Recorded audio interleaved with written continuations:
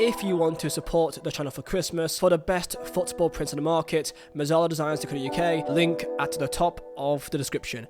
Xmas for 15% off.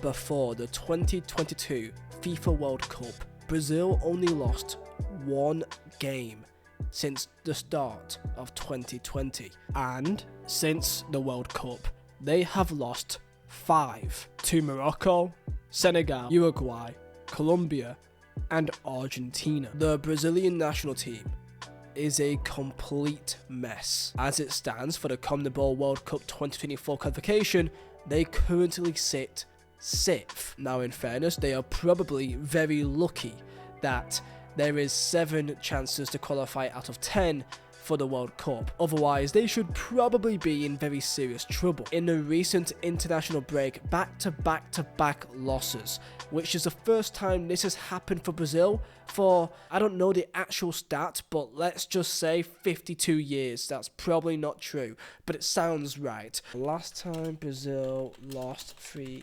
Okay, I found it. 2001. But despite all the hope pre the World Cup, Brazil have been in freefall for many years now. Brazil have always been the shining stars of the international game. 5 World Cups, and despite them not being in a final of the World Cup since 2002, they did make it to a semi-final, but that was potentially the worst day in their entire history. Does that really count as a success? And in the other 4 World Cups since 2006, they have been knocked out in the quarterfinals in each one. 2006 knocked out by France, 2010 knocked out by Netherlands, 2018 knocked out by Belgium, and in 2022 knocked out by Croatia. Especially in the last 2, you should be saying that Brazil probably should be knocking out both those teams, but failed to get over the line. And even in the Copa America, where in the 80s and 90s was almost a sure thing that they would be winning it, or at least be in the final. Since 2007, they have only won 1 Copa America,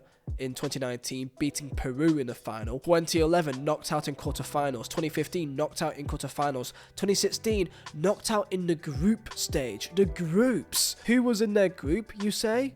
Peru and Ecuador. However, they were in the final in the most recent Copa America, so that means something. But this means that since 2007, Brazil have won only 1 international trophy, which is almost unfathomable compared to the success in the 80s, the 90s, the 70s. This is Brazil. Brazil are the crown of international football.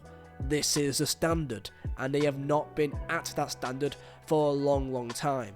Why? The current state of the Brazil national team right now is potentially the biggest low that they've had for 2 decades, but this isn't the only one. There's been many, and it's been building up over a long period of time. They have no permanent manager, they've got no form, they have no confidence. Ronaldo, Ronaldinho, Romario, Pele, Zico, and now in recent times Neymar. Creatives, flair, they spark something within us, and we want to watch them play the sport because they will always make the unpredictable and the impossible possible on a regular basis, and they are expected to win every single game, usually in style. To be in this form is a long overdue reality check. However, when you look at the current Brazil team, it's fair to say that there is a bit of a drop-off. The team that went out against Argentina, you got a back 4 of Emerson Royal. I mean, you know, Marquinhos, Gabriel and Carlos Augusto, a left back at Inter Milan. A midfield of Bruno Guimaraes and Andre. And an attacking 4 of Rafinha, Rodrigo, Gabriel Martinelli and Gabriel Jesus. Now, of course, Neymar is a huge miss. He's the focal point and the star of Brazil. However, he is also 31, so he's not got many years left in him either. So they have to start thinking of life without him sooner rather than later. Brazil have always only had Brazilian managers. However, there is indeed reports in Brazil that apparently in June 2024 that, believe it or not, Carlo Ancelotti has agreed to take over once his contract expires. This could give a reason of why they currently have a temporary manager right now in Denise, as they parted ways with their long-term manager Tite for 6 years. He left at the end of the World Cup. So what is the actual problems for the team? Player for player, what is the actual problems? Let's start with the goalkeeper. The main issue is that there's always been a debate in terms of who should really start, Ederson or Alisson, because they are both, of course, high-level elite goalkeepers, and that's quite rare to get in most national teams. Typically, Alisson is the main number one. However, there has been some experimenting in the last couple of weeks, and maybe that could play a factor too, because without a stable number one, it's always going to leave a question mark for the defence. Speaking of the defence, what's going on back there? Experimentation is an element here, with Marquinhos usually being the main centre-back alongside a Eder Militao or recently a Gabriel. However, whoever goes in defence always appears to look disorganised and very vulnerable. Into the midfield, it looks also even more disjointed, with who to really fit in there is also a big question mark. You got the likes of Joelinton with his rise with Newcastle playing a part and kind of trying to figure out if he can work in that team, with Bruno Guimaraes, Casemiro and Lucas Paquetá, who they aren't performing for the national team either. Rodrigo and Vinicius Jr. are good on the wings, however their output drops when they don't have someone to also play alongside them and support like a Neymar. And then there's the number 9, who have been relying on Richarlison, who's had a undeniably poor season for Spurs. Despite impressing in the group stage in Qatar, has not been the same player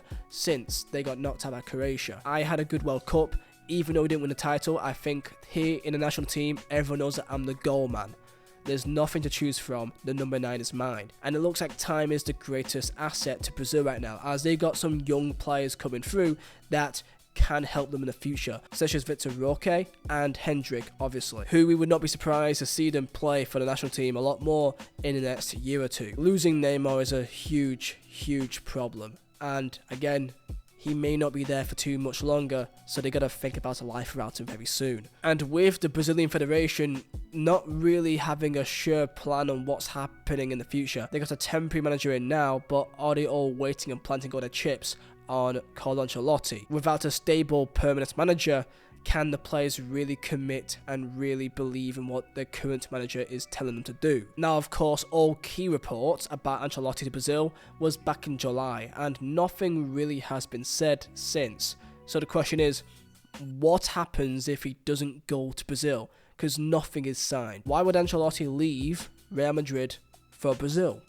Why would he take that risk, especially in the current form? If Ancelotti says no, then there could be even more problems, as they simply have just wasted a year. And with Copa America in the United States in about 7 months' time, they need to be ready for it. And I do feel quite bad right now for Diniz, their current temporary manager, who of course manager at Fluminense, who have actually just won the Copa Libertadores, and right now is slowly failing at his dream job that isn't really his anyway, due to Brazil's obsession with Carlo Ancelotti that isn't even theirs yet. And don't forget also, Diniz was claimed to be the Brazilian Pep Guardiola. That was his coined term in Brazil due to his tactical nous in particularly Copa Libertadores matches. So to see him struggle in the way that he has is concerning to many people, and could ask 2 or 3 questions. Number 1, how reliant on Neymar are Brazil truly? And number 2, does it truly matter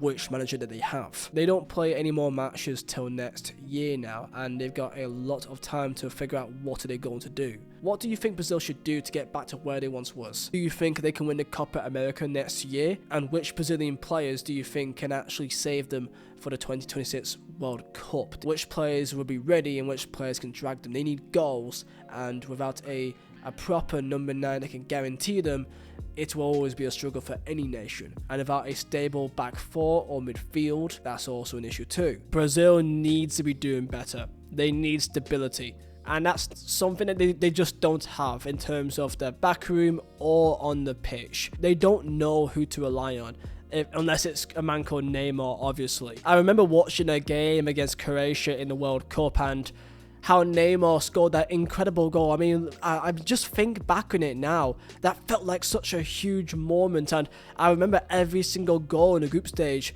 they scored as if they just won the final because all the players just belted onto the pitch.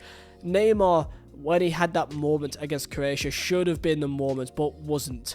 And I do feel quite bad for him in that regard, as I know that a bit of blame is always, actually a lot of blame is always put onto him, as he's always seen as the main man for the national team, and he has performed in a lot of games, so it's a real shame.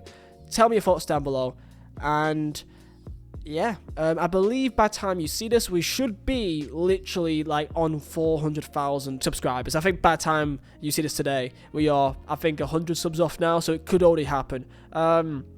Thank you for the love and support this year. Honestly, I can't thank you enough, really, from how far this channel has kind of come in such a, I want to say a short space of time, but it's been really, really meaningful for me to have this community here. So tell me down below which videos you want to see next, which player, which club, which nation. Tell me, and if I find it interesting, and if you find it interesting, I will try to get it done for you for next week before Christmas. So yeah, Mazzola Designs, link down below, top of the description for the best football prints, the best gifts for Christmas for your dad or your sons or your granddad. So yeah, thank you.